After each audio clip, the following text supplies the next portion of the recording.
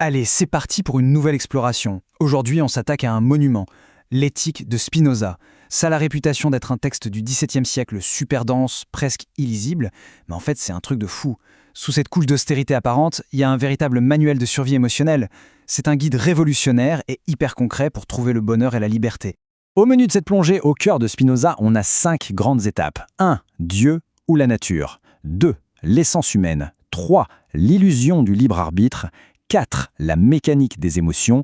Et enfin, 5. La bonne façon de vivre. On va suivre cette structure super logique en partant carrément de l'échelle cosmique pour redescendre jusqu'aux petits détails de nos émotions du quotidien. Première grande partie, Dieu ou la nature. Et là, on commence avec un changement de paradigme juste massif. Alors pour bien comprendre, il faut voir que Spinoza renverse complètement la table. Historiquement, on a souvent imaginé Dieu un peu comme un roi, un souverain humain qui serait assis à l'extérieur de l'univers, qui prendrait des décisions, qui se mettrait en colère ou qui ressentirait de la pitié face aux actions humaines. Eh bien, Spinoza efface totalement ça. Il propose un concept de monisme radical. En gros, le Dieu de Spinoza, c'est l'univers lui-même. C'est une structure infinie, totalement déterministe et surtout complètement dépourvue d'émotions ou de volonté.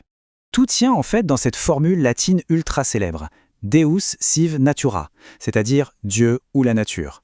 L'idée, c'est qu'il n'existe qu'une seule et unique substance infinie. Elle est la cause d'elle-même et elle englobe absolument toute la réalité. Faut vraiment s'imaginer le truc.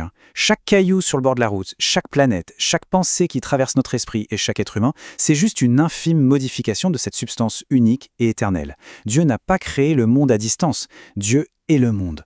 C'est quand même dingue quand on y pense.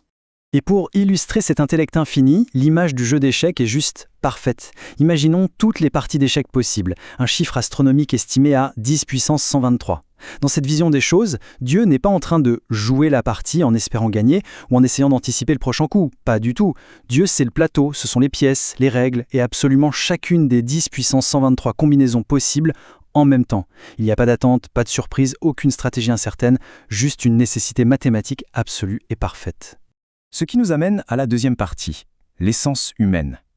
Voyons un peu comment ce grand principe cosmique redéfinit complètement notre nature profonde. C'est là que Spinoza balaye d'un revers de main 2000 ans de philosophie, en passant par des géants de l'Antiquité comme Platon, jusqu'à ses propres contemporains comme Descartes. Contrairement à eux, Spinoza affirme haut et fort que notre moteur principal, ce n'est pas la raison. L'humanité n'est pas fondamentalement un animal rationnel censé dominer froidement ses instincts.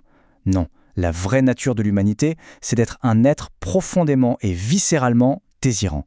Tout ça tourne autour d'un mot central, fondamental, le conatus. C'est quoi exactement ? Eh bien, c'est la force vitale, cet effort interne permanent qui pousse chaque entité, sans exception, à se maintenir en vie et à persévérer dans sa propre existence. Ça vaut pour le tournesol qui s'oriente mécaniquement vers le soleil pour sa photosynthèse, comme pour l'humain quand il cherche l'amour ou l'accomplissement. Absolument tout est animé par cet effort inlassable. Et quand ce conatus, cette force vitale, devient consciente chez l'être humain, on l'appelle tout simplement le désir. Et ça mène à une conclusion qui retourne littéralement le cerveau. Le désir arrive toujours en premier. La vieille idée de la philosophie, c'était de se dire qu'on désire une chose parce qu'on la juge bonne ou parce qu'elle nous manque. Faux, dit Spinoza. Il met l'idée complètement à l'envers. La réalité, c'est qu'on juge qu'une chose est bonne uniquement parce qu'on la désire. L'objet de notre désir n'est au fond qu'un alibi, un support matériel, pour permettre à notre puissance d'exister de s'exprimer pleinement. Allez, on passe à la troisième partie, l'illusion du libre arbitre. Parce que si on est entièrement piloté par ce désir et par des lois déterministes, il reste quoi du contrôle humain ? Pour expliquer ça, Spinoza pulvérise le vieux concept de dualisme avec une super métaphore, celle du cube. Le corps et l'esprit ne sont pas deux choses séparées qui discuteraient entre elles ou s'influenceraient mutuellement, pas du tout. Ce sont très exactement la même chose, mais perçues sous deux angles différents, l'angle de la pensée et l'angle de la matière. Imaginons que le corps et l'esprit soient les deux faces d'un même cube. Une face ne donne pas d'ordre à une autre face, l'esprit ne commande pas le corps. Un événement physique dans le corps se reflète instantanément dans l'esprit parce que c'est un seul et même événement déterministe. L'analogie de la pierre qui tombe illustre ça de façon tellement brillante et implacable. Imaginons une pierre qui dévale une pente. Soudainement, cette pierre acquiert une conscience. Elle se rend compte de son propre mouvement. Et que va-t-elle se dire ? Elle va croire sincèrement, de tout son cœur de pierre, qu'elle a choisi de rouler. Le libre arbitre, c'est exactement ça, une pure illusion. C'est juste le produit de notre conscience aiguë de nos propres désirs, mélangé à notre ignorance totale des millions de causes qui ont déclenché ces désirs. Forcément, ça pose un paradoxe vertigineux. S'il n'y a pas de libre arbitre et que tout obéit aux lois strictes de la nature, comment est-ce que la véritable liberté peut exister ? Eh bien, curieusement, c'est justement en comprenant à fond ce déterminisme qu'on trouve la clé absolue de l'émancipation. Ce qui nous fait plonger dans la 4e partie, la mécanique des émotions. Comprendre pour s'affranchir. L'idée géniale ici, c'est qu'il faut arrêter de juger, de moquer ou de condamner nos émotions. Faut les étudier aussi logiquement et scientifiquement qu'on le ferait pour des volumes géométriques. Chaque humeur chaotique qui nous traverse se résume en fait à un simple baromètre de notre élan vital.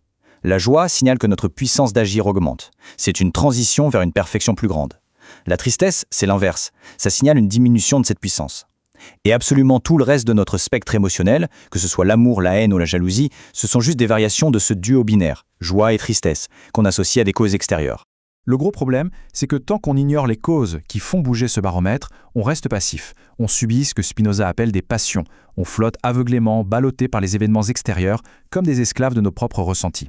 La vraie liberté, c'est donc de transformer ces passions qu'on subit en action. Comment ? En atteignant des états de joie profonds qui naissent d'une compréhension interne, claire et rationnelle du fonctionnement du monde. On arrive à la 5e et dernière partie, la bonne façon de vivre. Comment toute cette impressionnante architecture théorique se transforme en un véritable manuel pour notre vie de tous les jours. Là, on redéfinit totalement ce qui est bon et mauvais.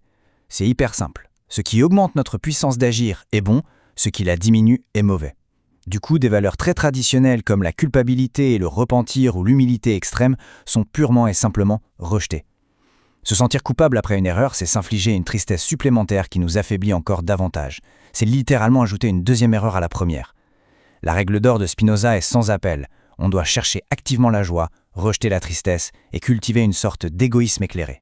Alors, égoïsme éclairé, ça peut faire peur. On pourrait se dire que c'est la porte ouverte au chaos.